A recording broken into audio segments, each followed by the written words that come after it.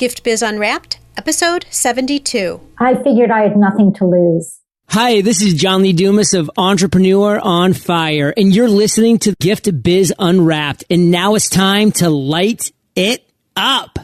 Welcome to Gift Biz Unwrapped, your source for industry-specific insights and advice to develop and grow your business. And now, here's your host, Sue Monheit.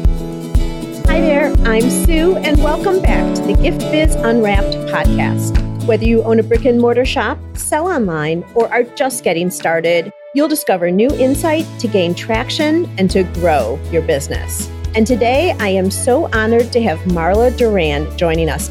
Marla is the owner of Marla Duran, her own clothing line of the same name. She started making clothes when her son was an infant, and while she was living in LA, she sold pieces to local children's boutiques. In 1981, she moved back east and started selling children's designs to boutiques throughout Philadelphia.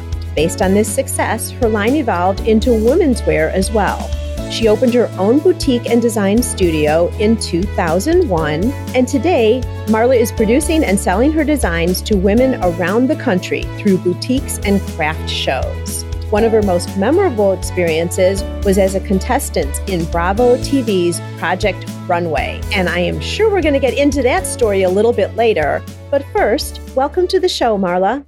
Thank you. Happy to be here. Just have to tell all our listeners that the way I met you was actually at a craft show right here in my hometown. The way I like to start out is by having our listeners get to know you, Marla, in a little bit of a different way. And that is by having you describe your motivational candle. So if you were to have our listeners envision a candle that portrayed you the most, what color would it be and what would be the quote on the candle? Well, for this candle, I see it being an off-white, kind of pure. And for me, the scent is important. And I really love the scent of tuberose or jasmine. And my quote would be to believe in myself, which I feel is an ongoing challenge and message to myself. Because you get that little imposter theory that says, why should you be the one doing this or that kind of thing? Yeah, or maybe I have an idea and I don't always realize the value behind it. I think I tend to think small and I aspire to think bigger. Yeah, so you've got the idea, but then something starts to hold you back until you decide, nope, I'm going to believe in myself and go forward. Exactly. And does it work? Yes. Yay. But it's an ongoing message to myself that probably, I just have to keep reminding myself. Even when we see success, as you clearly have, there is always that little thing that's saying every point along the way, right? That's saying, should I, all those little kind of hesitancies. I like that you point out that it doesn't really ever go away. Yeah, exactly. Yeah. I have to make a lot of decisions on my own because I'm a sole proprietor. There have been times when I've had mentors in my life or just I talk to people whose opinions I value. And I think that's really helpful also for me to overcome some obstacles. So you have some supporters or people that you'll just run things by that'll help you. Exactly. Yes. Yeah, very important point. All right. Well, let's jump back way into the beginning when your son was an infant. What was this love of making clothes? How did that all come about? I like to work with my hands. My first creative endeavor when I was in college was ceramics, and I fell in love with making pottery. And I had moved to California and I was pregnant and started making some clothing for myself to wear while I was pregnant. And then I started making some baby clothes and I found it easier to stop and start sewing rather than stop and start working with clay and ceramics. And I think it was just a medium for me to work with to keep myself busy and be creative and express myself. And it clicked for me. So was it just a feeling? There was just that passion you really, really enjoyed putting pieces of fabric together and making something? Yeah, I think I found some cute fabric at the store and I made some little simple garments and I thought that they were adorable, I guess. And I took them to a local boutique and they responded to what I was doing. And so I really think that that was very helpful. Had they not responded, I don't know what might have been, but they responded positively, I should say.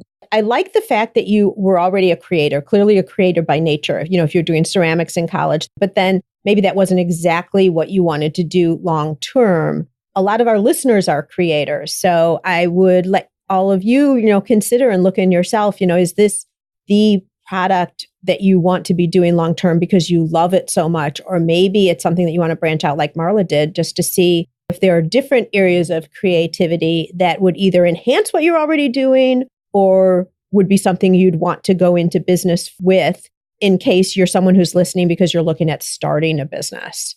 So you consciously decided that you were going to walk in and see what boutiques thought about when you were in LA, Yes. thought about your designs and all of that. Yeah. Were you nervous? Walk us through actually what you did there. Well, I want to say back to the ceramics.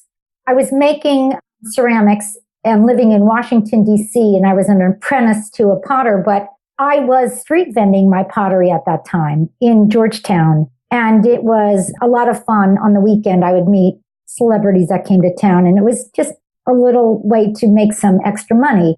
So I guess I had a entrepreneurial spirit way back when. Right from the beginning, yeah. I guess so. And then when I started making clothing, I had no idea it would evolve into a business. But with the baby clothes, I guess I don't really remember being nervous. I'm sure I was, but I think I was kind of naive, and it was a different time, maybe kind of in my mind, a simple time where I could just go into a boutique and strike up a conversation and make an appointment to show my clothes.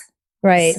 But I'll tell you, it's interesting that you talk about it in that way, because you would think that a lot of time has evolved, and it certainly has, because a lot of the big name stores have come up, chain stores, if you will, where no matter what town you go into, you walk into a store that's in your town, and then you go across country, walk into the same name store. The setup's the same, the look's the same, the product is the same. There's a trend now going on, and Marla, I'm sure you know about it, but I just want to bring it up so everyone's aware. Handmade is becoming the big thing now. I think we're all over this mass production. I'm going to have an outfit that looks just like my girlfriend's. And a lot of people now are going back to what Marla has produced now all along. Unique designers, unique trends in clothing and design and fabrics, because it's become popular. And also people are really worried right now about the carbon footprints too. You want made in America, you want something unique. So where you say it was the times, it's kind of interesting because I think a lot of those times are now coming back. I also noticed that after my experience on Project Runway, I think that helped create interest in handmade.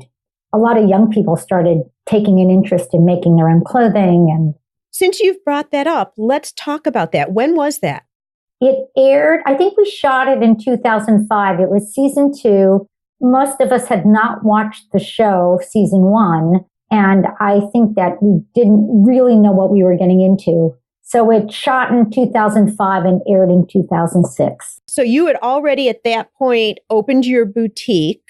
And I want to go back and we'll talk about that in a little bit. We're going to just jump back and forth a little bit, but we might as well go with this since we're talking about it already. At that time, I would say that in the 80s, I started making women's clothing, and I had various opportunities come my way. And in the 90s, I launched my women's wear line, and I had a rep in New York, and I was doing trade shows around the country. So there were boutiques carrying my work. 2001, I opened my own boutique. All right. And so how did it come to pass that you were approached, or did you approach them? I didn't really know much about the show.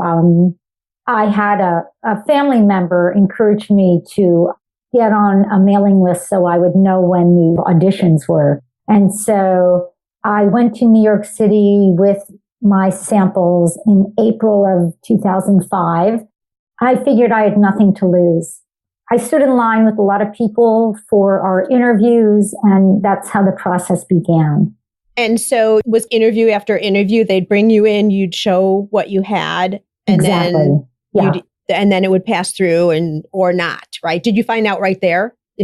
Standing in line, they were doing these pre-interviews, and then they whittled it down a little bit in that way. And then I did get a face-to-face interview with Tim Gunn and some other people from the show, and I showed my line, and they told me I was selected to go on to the next round of eliminations. So that was very exciting for me. Absolutely. And so what happened after that? Continue with the story. This is exciting even now hearing about it. Oh, cool. Well, they told me that I had to have a 3-minute video of myself, and I had to have it in Los Angeles in about 48 hours. So that meant that I had to shoot it the next day.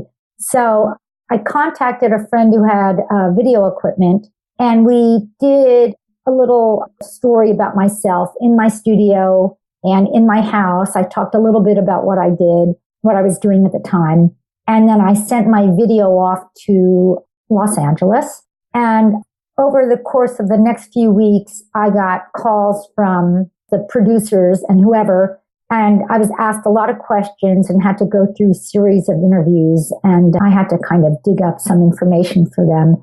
Then about a week before the show began, I was contacted and told that I was going to be on the season. So it was very exciting and very fast. Wow, that is exciting. And I want to stop the story for just a second right here, because I loved the words you said a little bit earlier, which was you felt like you had nothing to lose. You really put yourself out there. A lot of people would say, well, yeah, I have a lot to lose because I'm going to feel terrible about myself if I don't get selected. But that's true. Yeah. You just took the chance and said, you have nothing to lose. No one needed to know you were doing that, but yourself and a small group of friends, if you elected not to broadcast to family and everybody that you were doing it. But had you not done that, you don't know where you would be today, because you said that it's really helped you with your business. Yeah, a couple things on that whole decision to do the show.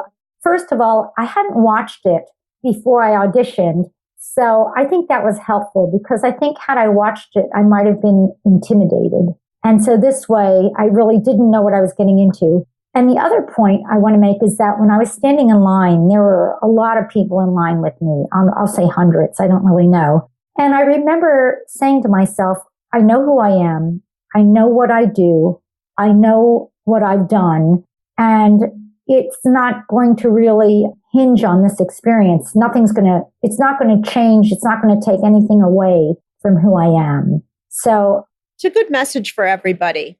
You know, no matter where you are and what you're doing, it doesn't take away just, one event either accepted or passed over doesn't define you and your business. It's so great, Marla, that you were saying that already to yourself, before you really knew one way or another. So often we'll say that afterwards, right? Like you want to feel better. Right. So, or someone will say it to you.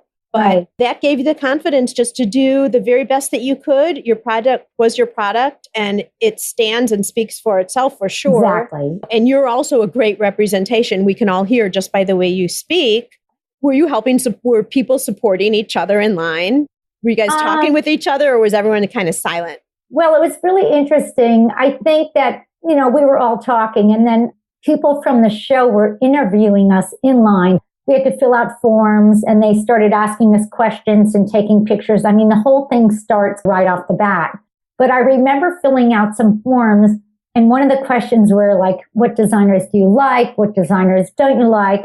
And as I remember putting Michael Kors down as a designer that wasn't one of my favorites, not to take anything away from him. I think he's really good, but I wasn't as drawn to his work as I am some of the other designers. And I didn't realize that he was a judge on the show. So I'm sure they love that, because I think they like anything that's kind of not safe. So yeah. Well, and creativity, I mean, that is a little bit scary as an artist, because you're putting your personal work on display for critique.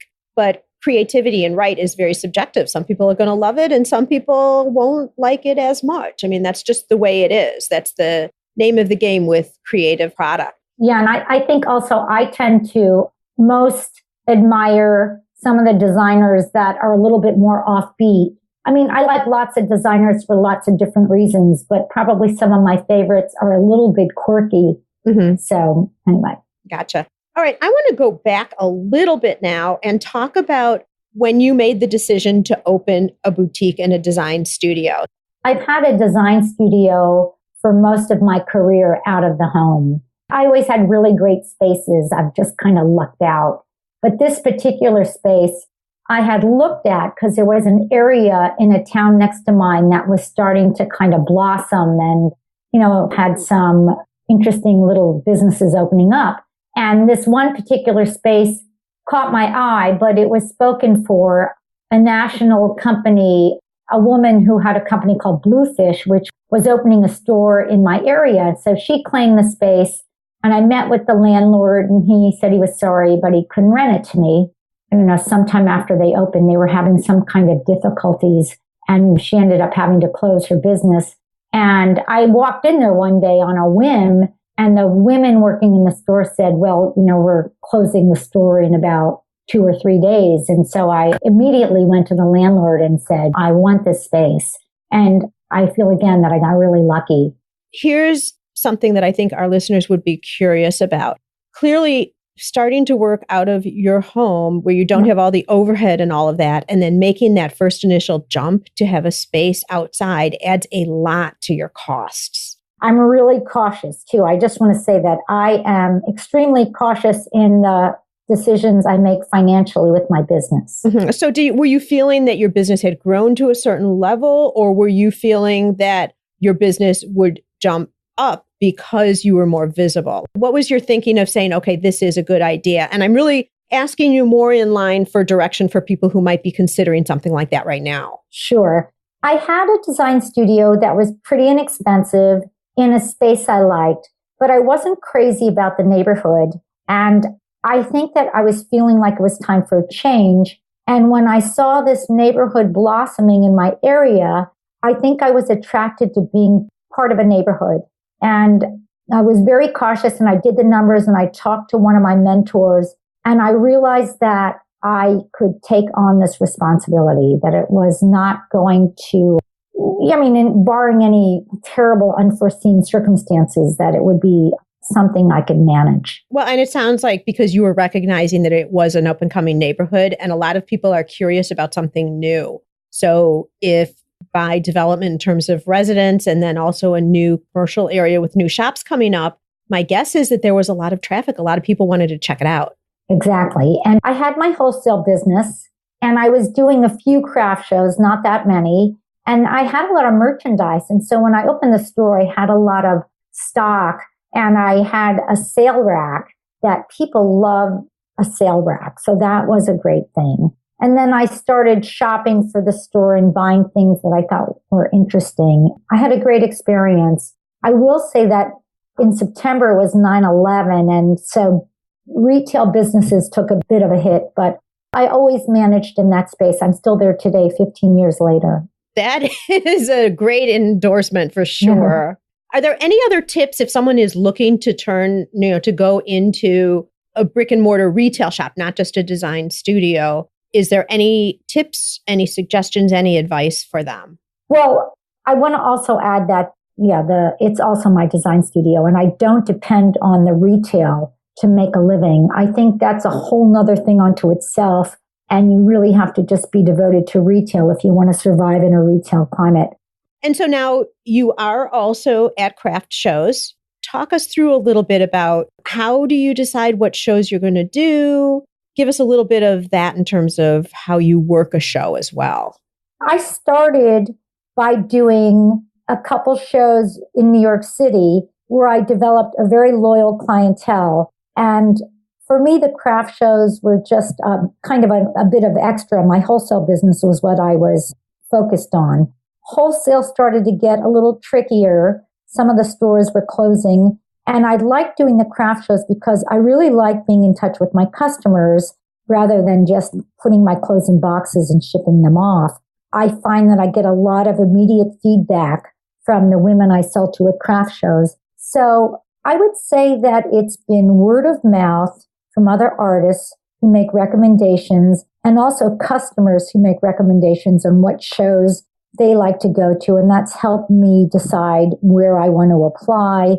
And it was really just a process of growing into these craft shows and discovering which ones were the ones that brought in the kind of women I typically sell to. And then there are shows that have prestige and shows that I aspired to be in that I eventually became part of. And so it's been a process, but now I'm pretty entrenched in the craft show world. It's a lot of fun.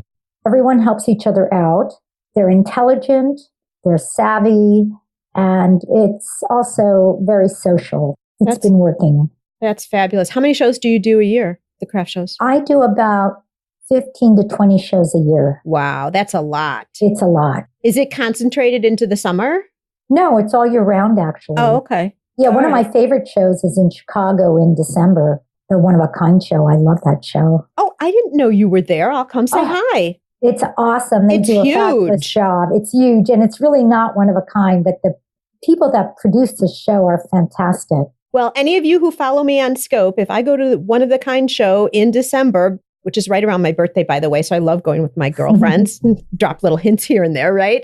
Right. But maybe I'll just get Marla on a Scope so we can see her in person. You never know. Cool. All right. So let me just clarify, because I wasn't sure as you were talking.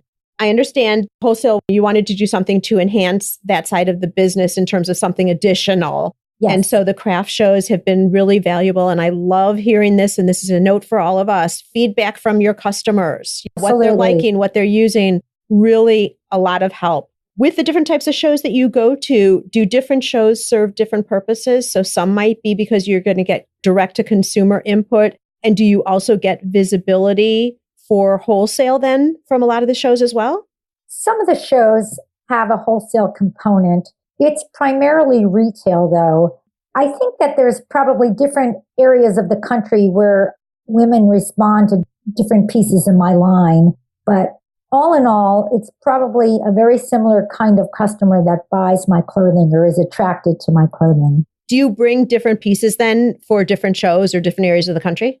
Somewhat I do. And I also think about the season. You know, in the summer, I have maybe more short sleeve than in the winter. Right. That kind of thing. Right. All right. Let's just talk really briefly, because you are such a professional now. You have so much experience with craft shows. Any suggestions for people in terms of how to work their space, you know, when they're actually there? One of the things that I think serves me well is that I try to really pay attention to the customer and listen to them and look them in the eye. And I never take for granted that they're looking to spend their money on my product. And I value that. And so I really try to treat them with respect and make the process of trying on my clothes and buying my clothing a very pleasant experience and professional experience. Wonderful. So a lot of respect for the customer. Yes. Yeah. And do you try to capture their information? This isn't business to business, so they're not walking around with business cards. Do you try to do anything to be able to stay in contact with them after they leave your space? Well, I try to get their email addresses, and I don't send out a lot of mailings, but I like to do a mailing if I'm coming back to the area. So do you separate the emails then by event where you were captured them? Yeah, I have very it interesting. Separated by location. Gotcha. And then at every show, I meet a few customers that I really hit it off with, and I learn a lot about them, or I may get information that is something I aspire to do. And there's always something exciting that goes on at a show that I take with me afterwards. So they energize you like they energize me, it sounds like. Completely. I love craft shows, but I, for my other business, do a lot of business to business trade shows. And I love interacting with people. That's just the way it is. So it sounds like you're the same. I do. I feed off the energy from my customers. And I also enjoy the time I spend interacting with other artists. You know, we learn a lot from each other, and I value that. Absolutely. Well, so that's something else that you get from doing the shows as well. Yes. And I really like what you talk about, where you don't automatically assume that people are going to spend the money on your designs, and you're very respectful. And you also, because I've been in your space, that you're not pushy salesperson either. No. Don't you hate that when you're at any type of a show, whether it's a craft show or whatever, you want to be acknowledging customers and let them know you're seeing them and you're there to, you don't want to be sitting in the back on a chair reading a book and let people just look at your stuff, which so many people do. But you also don't want to be in their face. I notice that I'm often alone in my booth, but occasionally I hire somebody to help me. And when there are two of us in my booth, for example, at Highland Park, I think when you were in my booth, I find that customers are more willing to approach my booth because maybe they don't feel so, I don't know, kind of on stage or so watched or something. Yeah, they're a little more relaxed when there's two of us in my booth. It's a funny thing. That's interesting. Very interesting. And then the other thing I notice is that if there's a woman in my booth trying on clothing, it seems to attract other women. Ah. Yeah. Interesting points I'd never thought of before. Because sometimes, especially when you're looking at crafts and arts, you want to look at things and think. Yeah. You know, so you don't really want somebody. I mean, I've walked out of shops before where they're being nice. Can I help you today? Are you looking for something special? It's like, Right. Okay, acknowledge me, but then let me just look and Exactly. think and enjoy what I'm looking at. And some people just want to look. They have no intention of spending, and I don't mind that at all. But I do like to give women a heads up about what my work is about. I give them a little info, and then I back off so that, they have the freedom to look around. Yeah. Perfect. And I also like them to feel like I have no expectations. Right. Great advice. Have not heard that before. Really interesting insight there, Marla. Thank you. Sure. I want to spin now over into the reflection section. There's just a couple of questions, just little tips and things like that for our audience to learn from you. What is one natural trait that you call upon regularly that helps you be such a success? Well, I think I'm pretty outgoing. I sincerely enjoy people. But one thing I'd like to say is that I'm not afraid to work hard. And I hope I'm not jumping the gun in this comment, but I'm tenacious. I think that is one thing that's really been helpful. Working hard and being tenacious and going for what you want, I think is a quality you have to have as a business owner. Yeah. Because you're going to run into obstacles and challenges, and you have to pull from within, really. Yeah. And another thing, in making clothing, it's one thing coming up with the design, but then in the process of making them or getting them made, inevitably there's going to be occasional problems or obstacles. And I remember learning early on that kind of business equates to obstacles. And so you can't let the obstacles get in your way. You have to think of it as a challenge and how you're going to get through the obstacle. Absolutely. And don't let it stop you. Love that advice. Do you have one obstacle you'd be willing to share? Well, I think occasionally one of the things that I bump up against is I have more ideas and not enough resources to create them. And that might mean working with more people. And sometimes it takes me a while to realize what the problem is and how to solve it. So what do? Put your ideas like in a little idea bank until you have the resources or personal or money or whatever it is to realize those ideas? Yeah. And I think that, for example, just maybe I'm wearing my one worker thin because she can't keep up with my ideas. And it's occurring to me that, well, maybe I need to kind of reach out and find somebody else to help, to pitch in. Nothing against the first one. She's fantastic, but maybe owe it to myself to allow myself to maybe spend more money to see where these ideas go. So at first, your challenge is that you're maybe a little bit resistant to do that, or you're recognizing that you have so many ideas that you're limiting your resources in personnel to the point you just said. Exactly. Yeah. Like sometimes I think I can't always recognize when I'm limiting myself. And what tool do you use regularly during your day to help you keep productive or to attempt at this hard thing of creating balance in your life? Well, I try to make lists all the time so I stay on task because I get distracted. And is it a pen and paper list? It is actually, although more and more I'm putting notes in my phone, but I like the feel of paper. It's kind of like cloth. Yeah, they're pen and paper lists. So are they lists of things you need to do during the day or lists of all those new ideas that you have? It's a couple of things. I have a list of the day-to-day things. Maybe like in the morning when I go into my studio, I just make a little list of things that I know I want to accomplish that day. And so then I can see the progress. And then I maybe have a list of things I aspire to, which is kind of a broader category of something that takes more time. All right. And you're on the road a lot now, obviously, with the shows. Is there any app or anything that you're using to keep yourself organized? when you're traveling? I was using an app called TripIt, which would store travel information. I generally try to put things on my calendar on my phone. And then I also have a notebook where I keep track of various hotel reservations and things like that.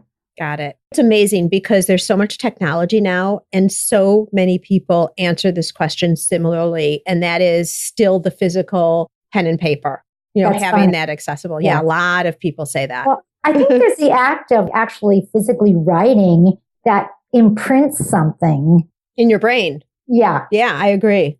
Have you read a book lately that you think our listeners would find value in? I was thinking about that question. I love to read. I tend to read fiction. I love to hear stories about how people overcome the odds. Malcolm Gladwell has written a lot of interesting books. There's sociology books, but I love to hear stories and read stories about how people overcome the odds. But also, a book I read that I loved was called A Fine Balance, and it's about life in India. It made me realize living in the United States, most of us have it really good. The things that we take for granted at our fingertips is amazing. And that in some countries, especially third world countries, a lot of people don't have the same human rights we do, and it's painful. We have a long way to go in some countries before we can consider ourselves civilized. Anyway, I hope I'm not getting too political here, but... No, I think you're right. I mean, I've been fortunate enough to travel to a lot of third world countries. I've been to India, I've been to Africa, and, you come back and not all of our listeners are from America. In fact, I interviewed Katie Leakey, who makes those Zulu grass bracelets. Oh, cool. Yeah, that was just a few episodes ago, you guys. And she lives in the Rift Valley in Kenya, and those bracelets are made by the Maasai women.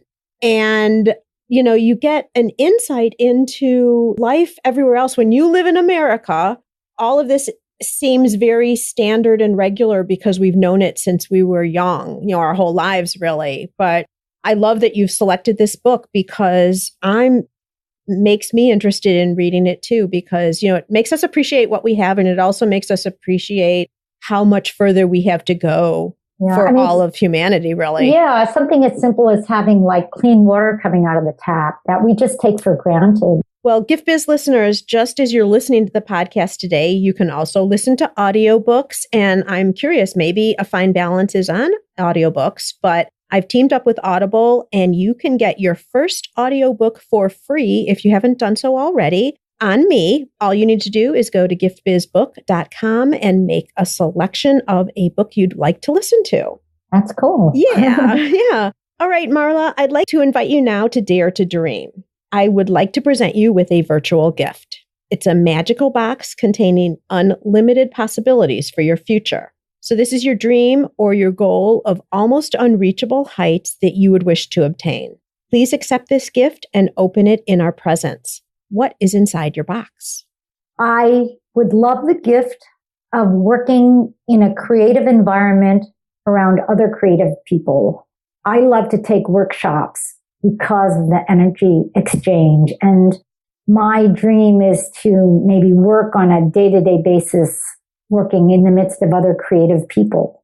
Along with that, I really admire people who go to foreign countries to get products made and work with local people. And so in my adventure, I would maybe travel to Bali or Vietnam and work with local people to create some product. I love that. That goes back to your book because it's kind of like, let's lift everybody a little bit higher in this world. If our listeners are interested, can they see some of your designs online? Well, I have some things that you can find online if you Google me, but right now my website is being redesigned. So my Facebook page, Marla Duran Design, has some images. And what can I say? You can email me and I'll announce when my website is complete. Well, you know what? Your website is going to be on the show notes page. It's marladuran.com. Yes. And the nice thing, Marla, about these podcasts is people will listen the week that it goes live, but they're on forever. So people like to go back and listen to other episodes. So there may be someone who's listening a year from now, and by then your website should be up, maybe even sooner. Exactly. All right. Wonderful. Thank you so much. I really appreciate your joining us today and interesting information in terms of your insights on how to work a craft show booth and how to interact with customers. That's stuff that I haven't heard before. So great information for our listeners. And the thing that I really, really liked, and I appreciate you sharing, besides your whole story, is just the confidence you have as a creator and your willingness to take risks and nothing to lose. That's your mindset.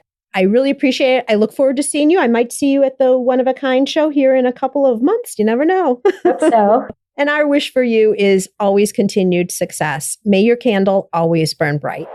Thank you so much. It's my pleasure. Learn how to work smarter while developing and growing your business. Download our guide called 25 Free Tools to Enhance Your Business and Life. It's our gift to you and available at giftbizunwrapped.com/tools. Thanks for listening, and be sure to join us for the next episode. Today's show is sponsored by the Ribbon Print Company. Looking for a new income source for your gift business? Customization is more popular now than ever. Brand your products with your logo, or print a Happy Birthday Jessica ribbon to add to your gift right at checkout. It's all done right in your shop or craft studio in seconds. Check out the ribbonprintcompany.com for more information. After you listen to the show, if you like what you're hearing, make sure to jump over and subscribe to the show on iTunes. That way you'll automatically get the newest episodes when they go live. And thank you to those who have already left a rating and review.